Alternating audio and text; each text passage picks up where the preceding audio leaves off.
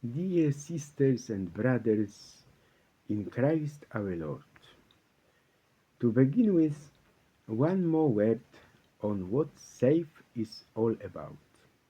As part of the European Union's SAFE loan, Poland was to receive 43.7 billion euro for defense with an annual interest rate of 3.5%. President Karol Nawrocki officially announced that he would not sign the bill introducing the SAFE program. In his address, he emphasized that this decision stems from concerns for the country's sovereignty and security. Another problems. European intervention in the Strait of Hormuz would lead to entanglement, Giorgia Meloni said yesterday. The European Union does not want to be entangled in this conflict. In Rome, thousands of people demonstrated against the war in the Middle East, the Italian government, and the justice reforms that will be the subject of the upcoming referendum. During the demonstration, which was well attended by representatives of youth organizations and pro-Palestinian movements, slogans were raised opposing the government of Giorgia Meloni and calling for the rejection of the government's proposed judicial reform in the referendum scheduled for March 22 and 23. Photos of Prime Minister Giorgia Meloni and Justice Minister Carlo Nordio were burned. In its most important element is the separation of judges and prosecutors' careers, preventing them from changing their positions. The center-left opposition appealed for a vote against the reform, arguing that it would lead to increased political control over the justice system. During the demonstration in the Eternal City, slogans against judicial reform were accompanied by a protest against the war in the Middle East, I said. Media reported that the flag of the pro-Iranian Hezbollah appeared among the banners carried. The demonstration took place 2 weeks after the launch of a military operation by United States and Israeli forces against Iran, which has responded with attacks on Middle Eastern countries, including the Persian Gulf. Protesters recalled the victims of the airstrike on a school in the Iranian city of Minab, where over 150 people, mostly children, were killed. As I mentioned earlier, a nationwide referendum of judicial reform will be held in Italy on March 22-23, 2026. Here are key details about this vote. What is the referendum about? The vote concerns constitutional changes proposed by the government of Giorgio Meloni aimed at reforming the judicial system, including changes to the functioning of the judiciary and the creation of a disciplinary court. The nature of the vote. This is a confirmatory referendum. Referendum costituzionale confermativo, meaning citizens decide on the final implementation of changes already passed by Parliament. The reform is more emotive, with supporters, yes, for fairer justice and greater transparency, and opponents, no votes. What is the reform of the judicial system, including the changes to the functioning of the judiciary in Italy and the creation of the disciplinary court. The reform of the judicial system in Italy, pushed by the government of Giorgio Meloni and approved by Parliament in October 2025, the so-called Nordio reform, represents one of the most significant changes to the justice system since the post-war era. Its main objectives focus on separating the careers of judges and prosecutors and on changes to the judicial self-government bodies which aim to increase impartiality and combat the politicizations of the justice system. The key pillars of the reform are separation of the careers of judges and prosecutors. The end of the single path. Currently, judges and prosecutors in Italy are part of the same professional body, magistratura, and can change roles throughout their careers. The reform introduces a clear separation between these two paths. Goal: to ensure that judges are completely independent from the prosecutors who bring charges, thereby increasing public trust and impartiality in trials.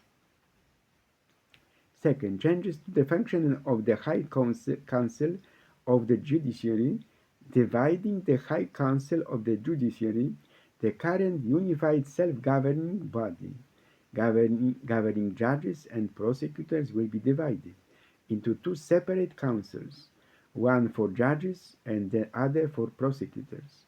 New election method, introducing a lottery sortition as part of the process of electing members to the newly established councils,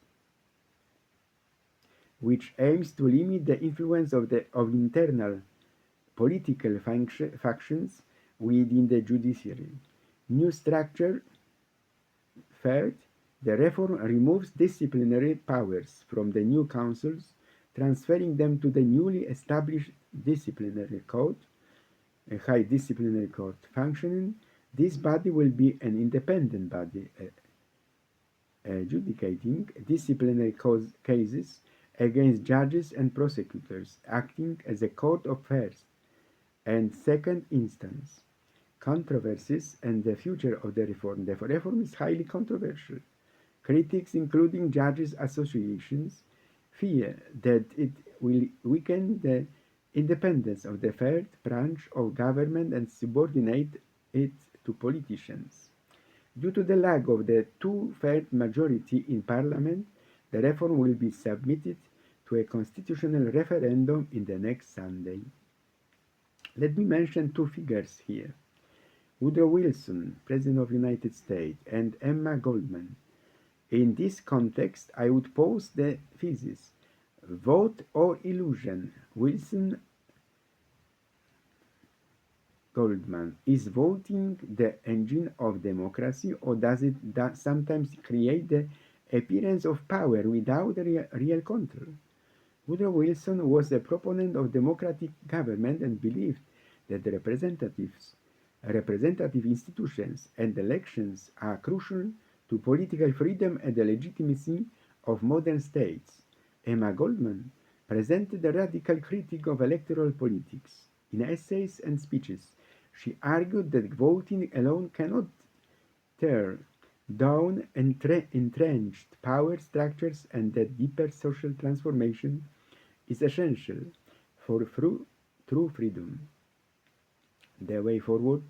Today, the debate continues. Does democratic change occur primarily through elections and institutions or through broader social movements that challenge the system itself? The question for thinkers: does the ballot box truly transfer power to the people, or does real power lie elsewhere? And I would like to say about a state of God. What is Leo XIV like? Pope Leo XIV breaks his silence on live television. He criticizes the power represented by Donald Trump right after the passage of the Birth in America Act. The red light flashed. Pope Leo XIV brought no notes. He didn't smile for the cameras, nor did he attempt to diffuse the situation with a polite remark. As the broadcast shifted to coverage of the midnight introduction of the Birth in America Act and the American president's public endorsement, the Pope delivered 42 seconds of direct and uncompromising remarks, very different from the tone people typically associate with the religious religious leader known for calm diplomacy. Let's call a spade a spade, the Pope said in a calm but firm voice. The fierce political campaign and its circus have turned millions of Americans into second-class citizens overnight, in the land they call home. The studio fell silent. He continued without hesitation. Donald Trump is not protecting the Constitution, he is draining it of its soul. He is not leading this country, he is destroying the values that have sustained it. For viewers accustomed to seeing the Pope as a global moral voice rather than a direct political critic, the tone was strikingly sincere. He leaned slightly toward the microphone, his gaze fixed on the bright studio lights. No pause for a prompter, no planned transition, no ceremonial performance. I observed the values of democracy and justice from overseas, he said. Families worked here, paid taxes here, raised their parents here, raised their children here, served their communities here, and believed the law applied equally to all. He paused before continuing. Tonight, a hate-filled political fantasy declared that none of that mattered, making it dependent on where your grandparents were born. His voice didn't waver. This stillness made the message seem even heavier. This is not America first, the Pope said bluntly. This is America being strangled. And I cannot remain silent when the principles of justice and human dignity become tools for power struggles. For a moment, nothing happened. 4 full seconds of silence, no applause, no cue, no interlude. Then the room erupted in uproar. Producers bustled backstage. Cameras zoomed in to capture the stunned audience. The moment slipped beyond the broadcast control, unscripted, unprepared, and impossible to undo. Within hours, the footage quickly spread across social media. Viewers, activists, and public figures shared it in disbelief. Hashtag Leo Unfiltered went viral as people replayed this brief but dramatic moment. For years, the Pope was seen as a global moral and spiritual voice, associated with messages of peace, compassion, and dialogue. But that night, no Vatican protocol was in effect. There was only a statement the Pope didn't read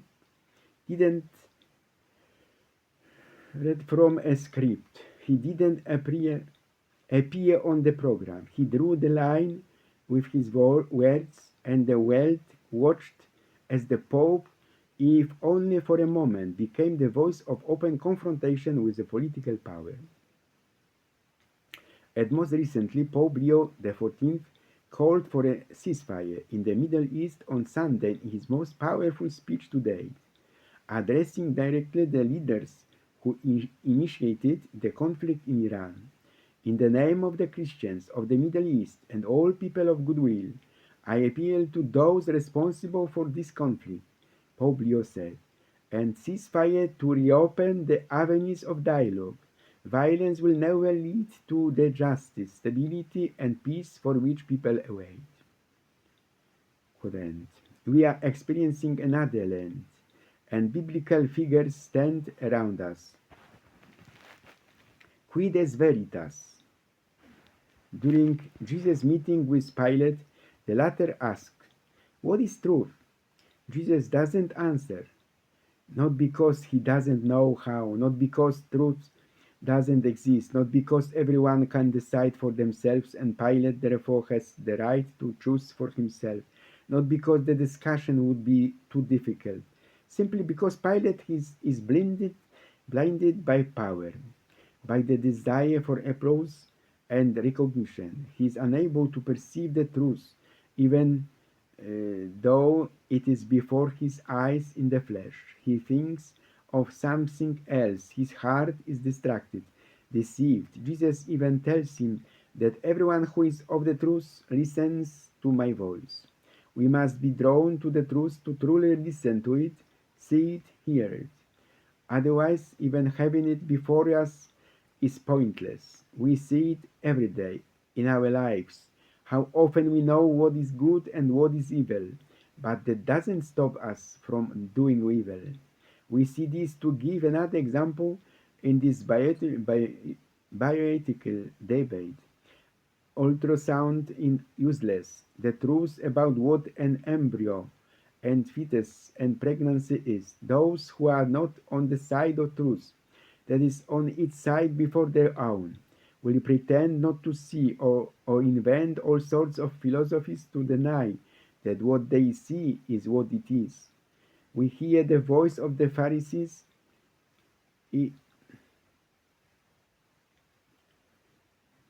Palace encounters. It's just a cloth, or more sophisticated, it's not a person, it's not a person. Pilate's encounter with Christ is profoundly significant because it leads us to the heart of Christianity. Truth has not become a speech, a book, but a person. Truth can be seen, touched, eaten. It is Christ himself. Vir qui adest, the man before you, O Pilate. You say you don't choose, but in reality you have chosen his condemnation. For when truth takes shape before us, no choice is possible. Christ is truth, because he tells us not with words, but with deeds, his death on the cross, that we cannot save ourselves on our own. He reminds us of our dependence of our creation, a truth that shocks and irritates us because we crave the absolute. Christ is truth because he overturns the human order of things, the hierarchy of worldly values. Learn from me, for I am meek and humble in heart. And again, he doesn't teach us Aristotle's philosophical lessons on virtue. He leaves meekness and humility. Christianity is for everyone. We may know little about philosophy or dislike the reflection of eminent moralists, from Aristotle to St. Alphonsus, but good and evil are visible in the person of Christ, in his actions. Christ is truth because he does not seek success, does not aspire to power, but rather disturbs the hearts of the apostles and challenges them.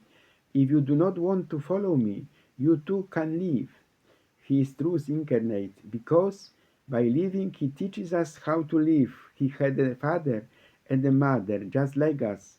He suffered just like us. He is his truth because he shows us that death has been defeated, that true life exists even truer than this earthly reality. How can we obey this truth?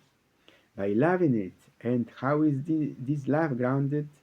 With a deep, heartfelt respect for the commandments. By this we know that we know him if we keep his commandments. Whoever says, I know him, and does not keep his commandments is a liar, and the truth is not in him. But whoever keeps his word, in him the love of God is truly made perfect. By this we know that we are in him. Whoever says he abides in Christ must walk, and he walks. Nothing abstract, nothing esoteric, no special knowledge is required of a Christian, only the imitation of Christ. Beloved, maybe one day my name will stop appearing on your phone, and my messages will slowly disappear. Please don't think it's because I stopped loving you. The truth is, I loved you more than you ever knew. But sometimes love becomes too painful to hold on to. So I decided to quietly withdraw. Not because I wanted to lose you, but because I didn't want to impose a place in your heart. If one day you realize I'm gone, remember there was someone who loved you sincerely, but had to live to save their own heart. You were never just a memory to me, you were a feeling I never wanted to lose. Some people live not because they stopped loving, but because loving you began to hurt too much. You might say now, you are crazy, and what did Saint Anthony the Great say? The times will come when people will go mad, And when they see someone who isn't math, they will throw themselves at him and say, "You mad, you are not like us." This quote captures the tragic irony of moral clarity in a world steeped in delusion. St. Anthony warns that common sense, wisdom, and spiritual integrity can provoke hostility in a society that has normalized madness. His insight challenges us to remain rooted in truth, even when it isolates us. Is suffering a spiritual trial leading to salvation, or a faith created to justify perseverance and obedience? Context. Thomas Aquinas argued that every suffering can be understood within the framework of his works, such as the Summa Theologiae.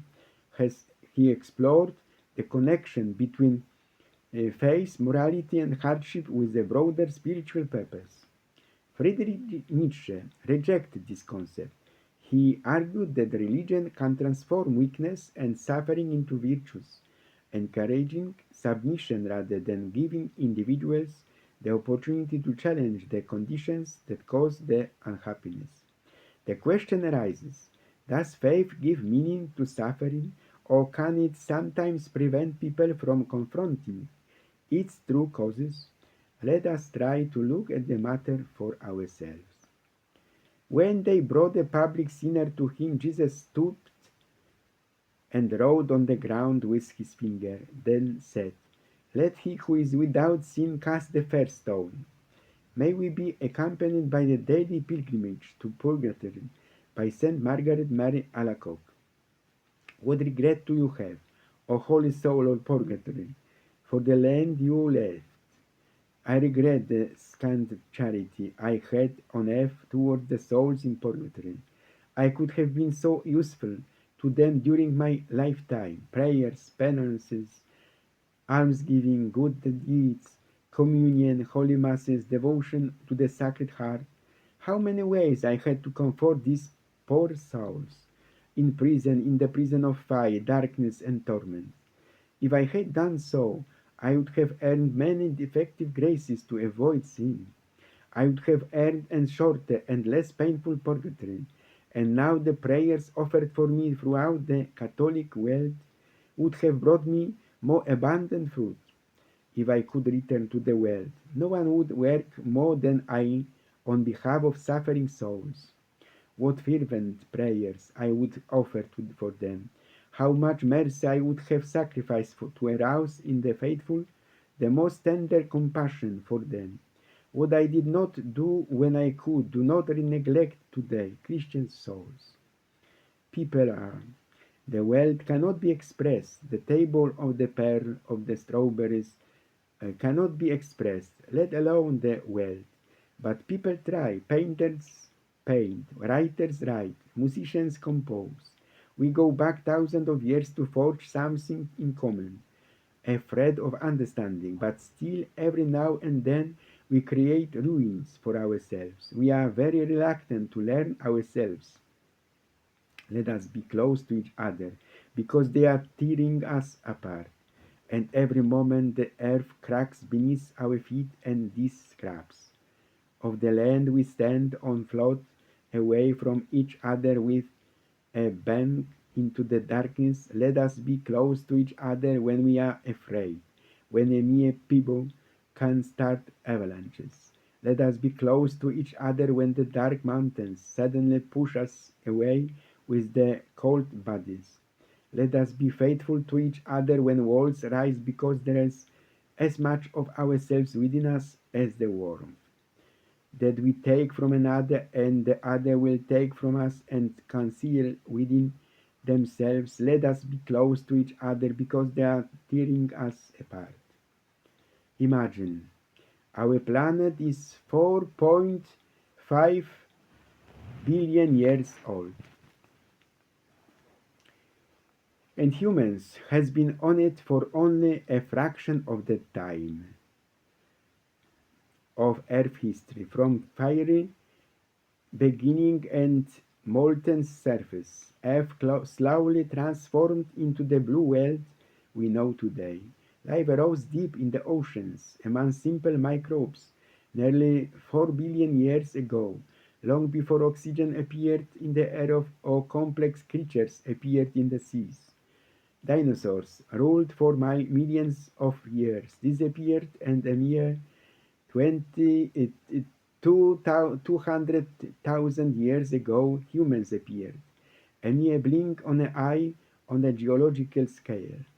If Earth's entire history lasted a single day, we would have emerged in the last 0.2 seconds before midnight. Yet in that moment we transformed the planet in a way no other species have ever done. In this regard, I'd like to discuss why Michio Kaku believed we need a second planet as soon as possible. Physicist, theoretical physicist Michio Kaku has repeatedly warned in interviews and scientific conferences that humanity will live on borrowed time if confined to Earth. Speaking at important forums and in the media, he has clearly articulated this idea. Humans are currently a one-planet species, and this is a dangerous situation. Kaku points to real existential threats, from asteroid impact to climate instability and human-induced threats. He often cites events like the Chicxulub X impact as evidence that Earth has a history of sudden, devastating resets. His message is direct. Dinosaurs didn't have a space program, he said, emphasizing that survival may depend on expansion beyond Earth. His solution is to begin building permanent settlements on planets like the Moon and Mars, starting small but growing into self-sufficient colonies. This would serve as a backup for human civilization, preserving life, knowledge, and technology in the event of a catastrophe on Earth. Kaku also believed this shift is part of human evolution. Space travel would force breakthrough in energy, biology, and engineering, accelerating progress in ways impossible on a single planet. Its central idea is simple yet urgent. If humanity remains on one world, a single event could end everything. If we spread out, we'll ensure ourselves a better future. Even more so when you wake up tomorrow. Remember that the coming days is not just another routine, it is a gift from God. Every breath is grace, every encounter an opportunity for love, and every challenge a chance to trust the Lord more deeply. Even if the day begins with worries and uncertainty, place everything in God's hands. The Lord who awakened you will walk with you through every moment. A short prayer. Lord, I commit this new day to you. Guide my steps, guard my heart, and may everything I do today bring glory to your name. Amen.